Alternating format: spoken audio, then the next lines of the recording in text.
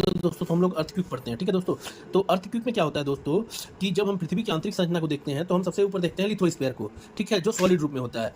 और उसके जस्ट नीचे हम लोग देखते हैं स्टेनोस्फीयर को, जो सेमी सॉलिड के रूप में होता है। तो दोस्तों होता क्या है कि ये जो सेमी सॉलिड होता है ये मूवमेंट करते रहता है, ठीक है दोस्तों। इसके मूवमेंट करने से इन सॉलिड में जो ये लिथोस्फीयर का सॉलिड पार्ट है इसमें वाइब्रेशन होता है, वहां से एक एनर्जी रिलीज होती है और यही रिलीज एनर्जी को हम लोग भूकंप कहते हैं, ठीक है दोस्तों। ये जो एनर्जी रिलीज होती है ये वेव फॉर्म के रूप में होती है, जिसे सिस्मिक वेव भी हम लोग कहते हैं।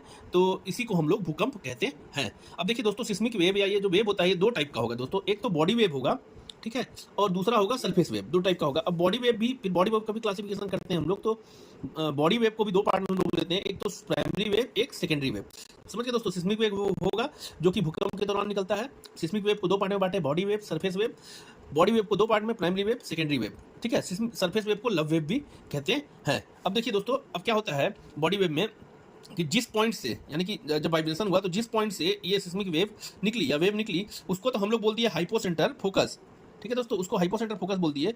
और जिस पॉइंट पे सबसे पहले पहुंची उसको हम लोग ईपी सेंटर बोल दिए। तो सबसे ज़्यादा जो भूकंप के कारण नुकसान होता है वो इसी ईपी सेंटर पे होता है। तो जो जिस पॉइंट से शुरुआत होता है उसका सिस्मिक वेव का, उसको हाइपोसेंटर फोकस, और जिस पॉइंट पे सबसे पहले पहुंचती है उसको ईपी सेंटर फोकस हम लोग बोल दिए, ठीक है दोस्तों। और ये जो हो गया ये बॉडी वेव होगी। बॉडी वेव हाइपोसेंटर फोकस से निकल रही है और ईपी सेंटर फोकस पे पहुंच रही है। अब दोस्तों ईपी सेंटर और जो ये हाइपोसेंटर फोकस होते हैं ये एक दूसरे के परपेंडिकुलर होते हैं, ये भी आप लोग ध्यान रखना, ठीक है दोस्तों।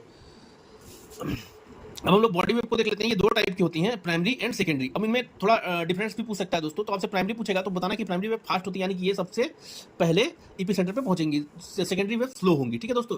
प्राइमरी वेव क्या होती है? प्राइमरी पी फॉर पैरेलल, इसमें पैरेलल पार्टिकल होता है, ठीक है दोस्तों। और सेकेंडरी में क्या होता है? परपेंडिकुलर पार्टिकल होता है, ठीक है, पार्टिकल होते हैं, ठीक है। और ये जो होता है पी प्राइमरी वेव होता है ये साउंड वेव के हिसाब से चलती है, साउंड वेव की तरह चलती है। और जो सेकेंडरी वेव होती है ये लाइट वेव के समान चलती है, ठीक है दोस्तों। ये पहले ईपी सेंटर पे पहुंचता है और ये दूसरे मतलब बाद में ईपी सेंटर पे पहुंचता है, ठीक है दोस्तों। ये अनडिस्टर्ब वेव होती है, प्राइमरी वेव अनडिस्टर्ब वेव होती है, ठीक है दोस्तों, ध्यान रखना आप लोग। अब क्या होता है दोस्तों कि जब वेव निकलती है तो वेव तो पूरे अर्थ में सर्कुलेट करती हैं, सिस्मिक वेव पूरे अर्थ में ट्रेवल करती हैं। तो दोस्तों होता क्या है कि जब वेव निकलती हैं तो वो डिफरेंट मीडियम से गुजरती हैं। जैसे कि आप सबसे पहले तो सॉलिड से निकली, फिर वो सेमी सॉलिड में गई, ठीक है दोस्तों। फिर उसके नीचे हमें फिर से सॉलिड लिक्विड मिलेगा दोस्तों, फिर सॉलिड मिलता है, फिर लिक्विड मिलता है, फिर सॉलिड मिलता है, ऐसे।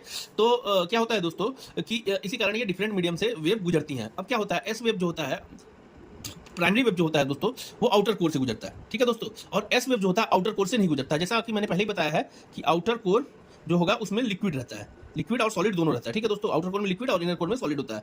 तो एस वेव जो होता है आउटर कोर से नहीं गुजरती है और पी वेव जो होता है वो आउटर कोर से गुजरती है। तो दोस्तों होता क्या है कि जैसे यहाँ से मान लीजिए वेव निकला और ये कोर से नहीं गया तो ये इस प्रकार अर्थ में यहाँ ये फैल गया। तो इसको हम लोग ये 103 डिग्री से बताया, मतलब हम लोग पढ़ते हैं कि 103 डिग्री से 103 डिग्री तक ये वेव फैलती है और इस कोर को ये नहीं पास करती है। तो दोस्तों इस कारण से 103 से 103 के बीच में शैडो जोन जनरेट होता है। तो आपसे कोई पूछेगा कि एस वेव का शैडो जोन क्या होगा तो 103 डिग्री से 103 डिग्री आप बताओगे, ठीक है दोस्तों। ऐसे ही पी वेव का आपसे कोई पूछेगा तो आप बताओगे कि इसमें ये तो कोर से भी ट्रेवल करती है तो इसका शैडो जोन कम हो जाता है। तो देखिए ये यहाँ भी क्या कहते हैं, मतलब पी वेव निकली तो यहाँ तक भी पहुंच गई, इसका इफेक्ट यहाँ भी आया, सेंटर पे तो गया ही गया, बट इसका अर्थ में डिफरेंट लोकेशन पे। तो ये 103 से इसका जो शैडो जोन बनता है 103 से 143 डिग्री के बीच में बनता है, ठीक है दोस्तों।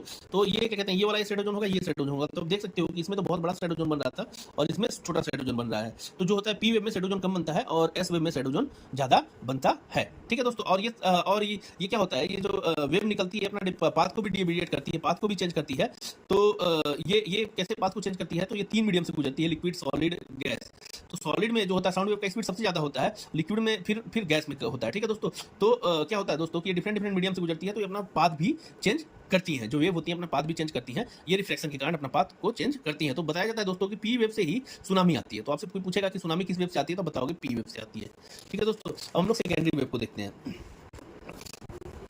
सेकेंडरी वेव क्या होता है, सरफेस वेव को देखते हैं दोस्तों। सरफेस वेव को लव वेव भी कहते हैं। क्या होता है दोस्तों कि जब कोई अपना जो वेव निकलती है, ठीक है दोस्तों, ईपी सेंटर फोकस से ये जाके हाइपोसेंटर फोकस से ईपी सेंटर में मिलती है दोस्तों। तो क्या होता है ना, जब ये वेव निकल के यहाँ टकराती है ईपी सेंटर पे तो फिर एक और वेव जनरेट होती है टकराने से, जो कि चारों डायरेक्शन में फैलती है।